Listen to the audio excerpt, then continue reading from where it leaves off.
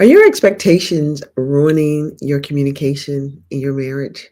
Listen, I want to talk to you about this because I'm going to do a whole series this week on communication. I've worked with married couples now for several years.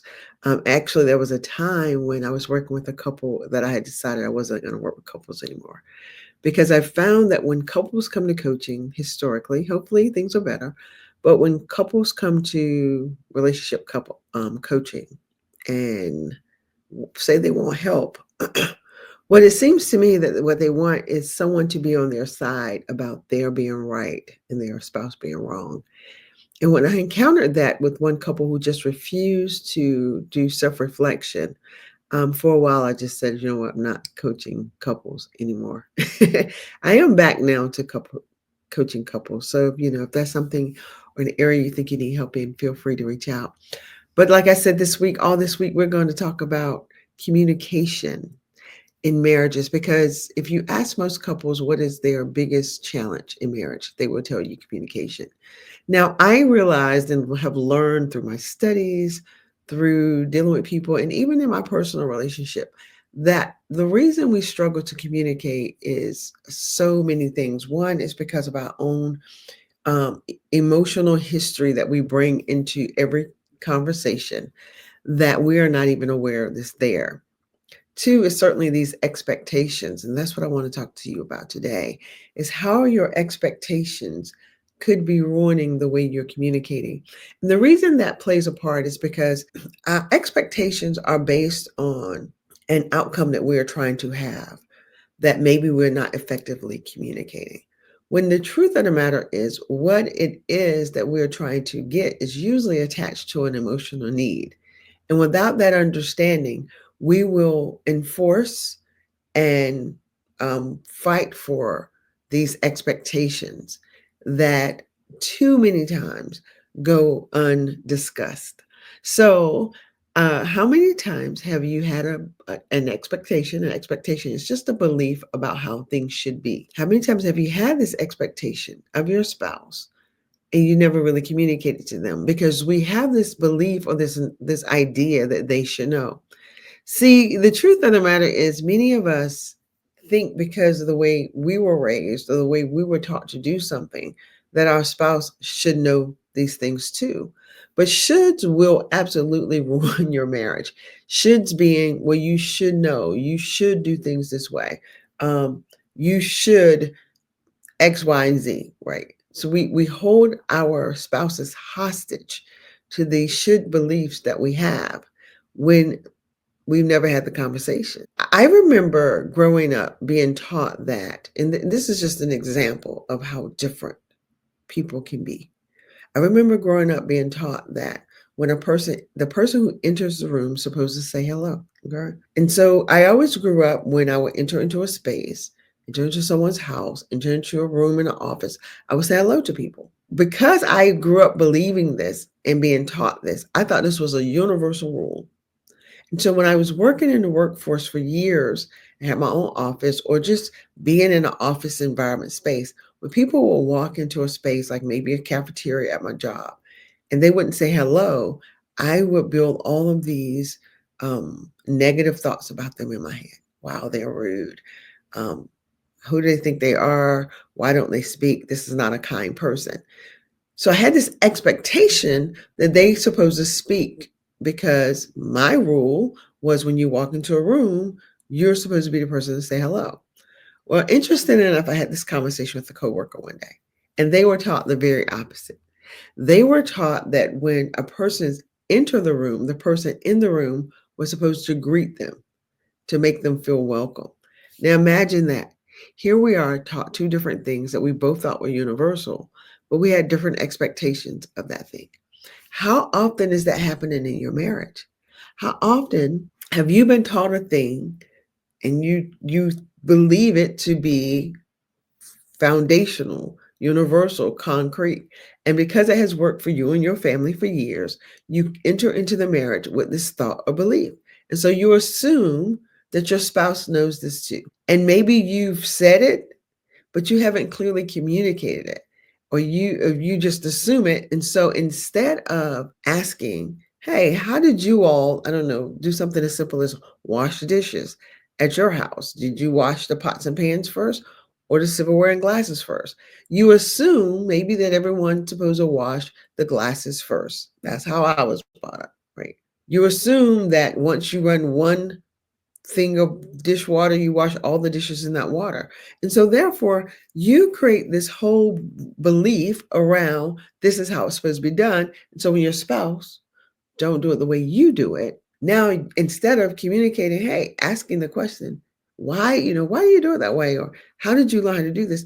Your communication is disappointment. You're doing it wrong. What's wrong with you? It's a tax.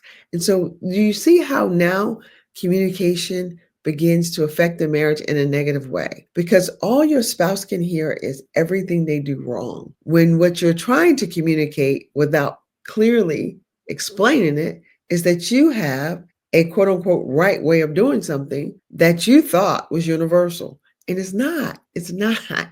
So we get locked in on believing that because we know something, our spouse is supposed to know it too. And the truth of the matter is, it doesn't work that way. The other way expectations will ruin your marriage is I remember for years I was holding Andre hostage to the hurt and pain that was caused by my dad. So I was expecting him to do a certain thing, be a certain way because of my past hurt and pain. So, how many times are you holding your spouse hostage to some hurt and pain of your past? And so, because of that hurt and pain, you're not even effectively communicating that this is what you really need because you're holding so hard on trying to get this outcome. I need you to do, I don't know, to call home every day. I need you to answer the phone when I call. I need you to put the dishes away a certain time away. I need you to clean. Like we just have these expectations that go uncommunicated because we're trying to get a need met. So I want to talk to you about learning to communicate from your emotional need instead of your expectation. And the reason it's important to learn how to do this is because when we're trying to get a need met and we're not clear about the need, again, we are clear about the expectation, meaning we're clear about what we are hoping the outcome will look like. But we haven't taken time within ourselves to get clear about what is it that I need that I think this outcome is going to give me. And so this is how in our marriages, we're fighting and we're bumping heads. So I need you to take time to get clear about what are your emotional needs. Because if you have a high need for certainty, meaning right, you need to know what's going to happen next. Your expectation is that your spouse is going to make everything okay. Okay. Or your spouse is going to resolve this or fix this. And so you begin to communicate, why aren't you doing it this way? Why aren't you making this better when your need is just for certainty? And so if you learn how to say, hey, babe, I really need to feel safe and secure that the money is going to be in the bank, or I need to feel safe and secure that we have a plan for how we're going to accomplish this goal. I need the certainty. But if you don't understand that it's the need that's driving you, then the way you communicate to your spouse is expectation. I expect this to be done. I needed you to take care of this. You said you was going to do it. And so now you're in fight with one another. So this is why I'm saying to you, if you begin to learn how to one, identify for yourself your emotional need, then you can learn to communicate from it. Let me give you an example of how this worked for Andre and I. I have a high need for significance. I used to express that by saying things like, I don't think we spend enough time together.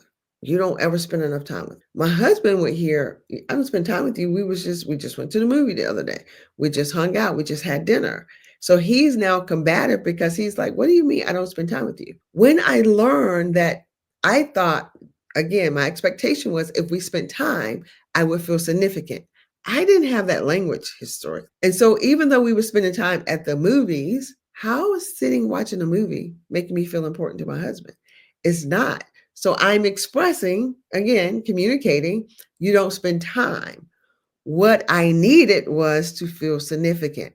And because I didn't have the language, my expectation of this outcome of feeling important, thinking that that expectation could be met by being around each other, and it wasn't, this was causing the argument. I need to know, like, if you're watching this or if you watch this in the replay, let me know in the comments, do you understand what I mean when I'm sharing this? How many times do you have an expectation, meaning a idea of an outcome that you want, but you're expressing from the expectation instead of the need? Because it's going to be the need, when you learn to express from the need, that will get you the outcome you desire. So another need we have is we have the need for love and connection. And so if we have an expectation that my husband's going to come home or my wife is going to come home and she's going to connect with me, maybe through hugs or listening. When she listens to me, I feel really connected. But she may be busy about her day and not recognizing that she's not giving you the level of attention you need to feel connection. And so now you're arguing because you had this expectation that she would come home and listen and make you feel connected, which is a need. But in her moving around and multitasking, you don't feel seen or heard. Therefore, now you're upset because your expectation was she would give you her full, undivided attention.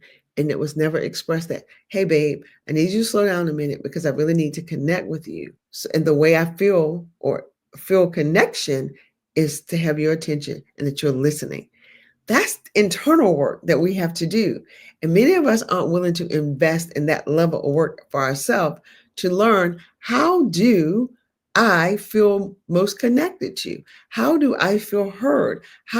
What is my need that is driving me? Do I need to feel safe? Do I need to feel significant?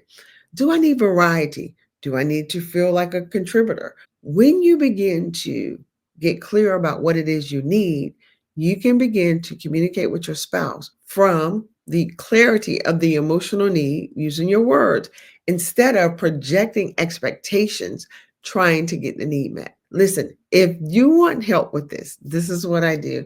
Join my class, Think Your Way to a Better Marriage. And if you don't want to join the class, if you're not ready to make that level of commitment, get the book. So this is a daily devotion. There's a devotion in this book that talks just about what I just talked about, this expectation and how it's affecting your communication.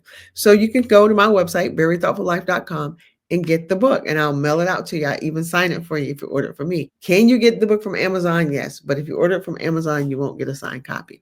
So I want to just tell you, communication is one of the most challenging things that I hear couples say in their marriage. And so hang out with me all week, check out my videos, go to my YouTube channel, subscribe, and share with people, share with your friends, because every day this week, I'm going to talk about communication. Because in 2025, I want us all to thrive in our marriages. I want you to have an amazing day. Thanks so much for taking your time to watch. Bye-bye.